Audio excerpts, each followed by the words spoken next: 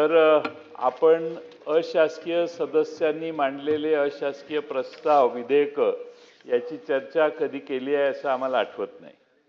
आपण अध्यक्ष महोदय विधिमंडळाच्या विधानसभेच्या सदस्यांनी मांडलेले अशासकीय विधेयकांना वेळ देत नाही.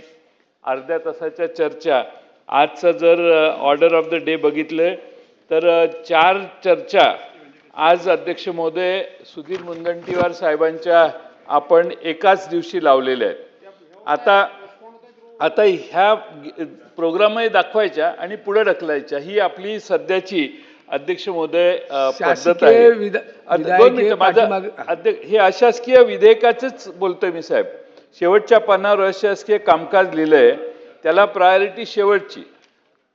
सरकारची बाजू सरकार विधेयक आणतं हे आम्हाला मान्य आहे, पण सभागृहात सत्तारूढ पक्षाचेही काही आता सुधीर मुनगंटीवार साहेबांचीच 4 विधेयक आहेत.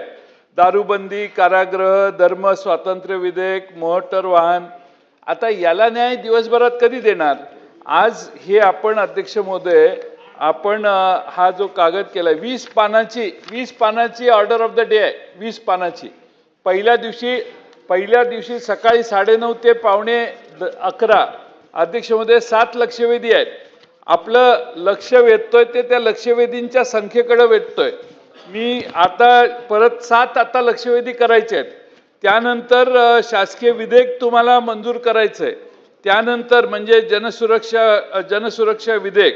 त्यानंतर अध्यक्ष महोदय विरोधी पक्षाचा प्रस्ताव आणि मग सत्तारूढ पक्षाचा रणधीर सावरकर, अर्जुन खोतकर यांनी मांडलेला प्रस्ताव आणि यानंतर अध्यक्ष महोदय परत विजय वडेट्टीवार, आदित्य ठाकरे, जयंत पाटील यांनी मांडलेला प्रस्ताव. त्यानंतर अध्यक्ष महोदय अर्धा तास चर्चा सुनील प्रभू, रईस शेख, सुधीर मुनगंटीवार.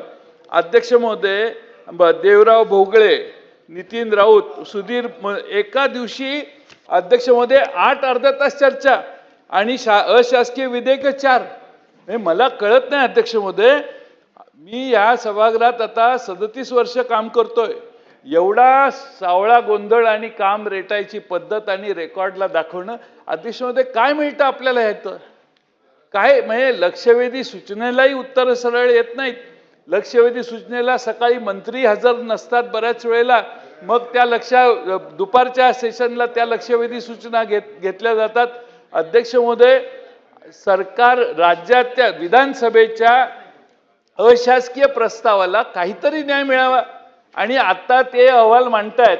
त्यांना विचारा त्यांच्या हृदयात खरं म्हणजे ते मनापासून बोलतायत का कोणीतरी लिहून दिलं तो अहवाल वाचतायत.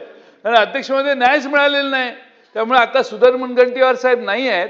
विरोधी पक्ष असो सत्तारूढ पक्ष पण सभासद म्हणून यापेक्षा सरकारनं मांडलेल्या कामकाजापेक्षा वेगळं कामकाज आहे त्याला न्याय नाही. लक्षवेधी सूचना सत्तारूढ पक्षाने मंत्री महोदयांच्याकडे जाऊन त्यांना आमदारांना मंत्री महोदय न्याय देऊ शकतात, पण लक्षवेधी सूचना 3 पेक्षा 4 पेक्षा जास्त नसाव्यात.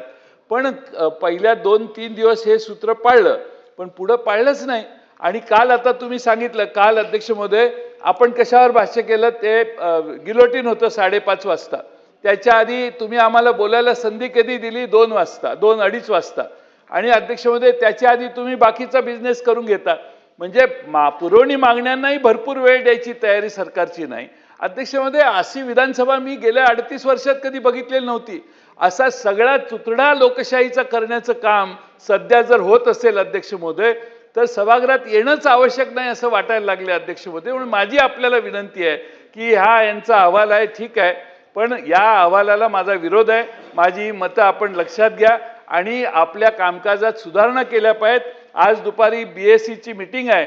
माझी विनंती आहे की पुढच्या आता एवढी 20 पानाची जर तुम्हाला कार्यक्रम पत्रिका करावी लागत असेल तर पुढच्या शुक्रवारपर्यंत सभागृह चालवणं आवश्यकच आहे. जनसुरक्षा विधेयक आज मांडलंय तुम्ही, ते एवढं महत्त्वाचं विधेयक आहे ज्याला जॉईंट सिलेक्ट कमिटी आपण केलेली. त्यावेळी अध्यक्ष महोदय तुम्ही एवढा बिझनेस दाखवला. म्हणजे what are you serious about?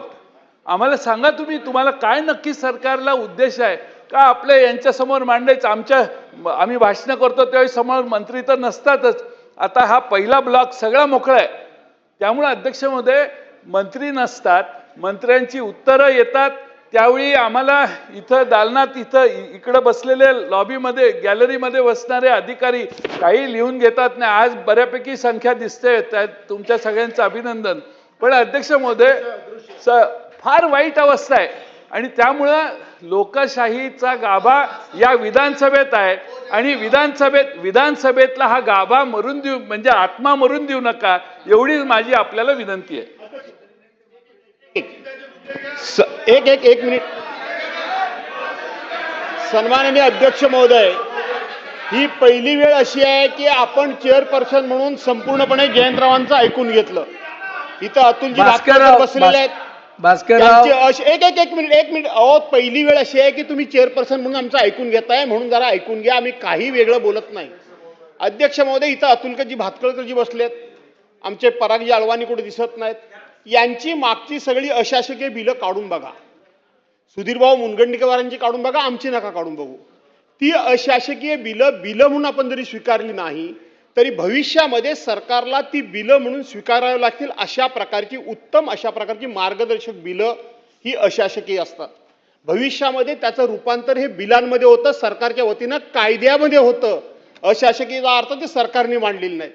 अध्यक्ष महोदय, मी आरोप करत नाही, आपण ऐकून घेताय. मी माझ्या सहकार्यांना पण विनंती करतो, थोडं जयंतरावांनी बोलले आपण समजून घ्या. ओ दादा, जरा ओ शेलविनजी. अध्यक्ष महोदय,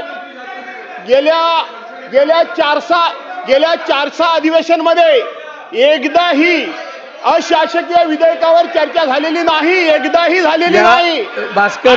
शेवटचा आठवडा 2.5 तास, शेवटचा दिवस 2.5 तास यावर चर्चा करण्याचे नियोजन करण्यात येईल. या विधेयकावरती चर्चा झाली पुढे चला. ऐकून घ्यायची तयारी नाही आणि यांनी फक्त विरोधाला विरोध करायचा. काय त्याचा अर्थ आहे? अशासकीय ठरावावर चर्चा कधी झाली नाही, अशासकीय विधेयकावर कधी चर्चा झाली नाही. शुक्रवार 2.5 तास असतो, 2.5 तास असतात. या विधेयकांना काहीतरी अर्थ आहे, महत्व आहे आणि म्हणून एकदाही चर्चा झालेली नाही 2-2.5 वर्षात. एकदाही झाली असेल तर आम्हाला लक्षात आणून द्या. हे अतिशय गंभीर आहे. आशिष शेलार. महोदय, सन्माननीय सदस्य, ज्येष्ठ सदस्य जयंत पाटील साहेब आणि सन्माननीय ज्येष्ठ सदस्य भास्करराव, या दोघांचंही म्हणणं आम्ही गांभीर्याने घेतो, गंभीरतेने ऐकलंय. शासन आणि सरकार दोघेही त्याबद्दल गंभीर आहे आणि तुमची मागणी योग्य आहे. मागणी अयोग्य नाहीच आहे की आपल्याला शेवटी आपल्या सगळी आयुधं जी आहेत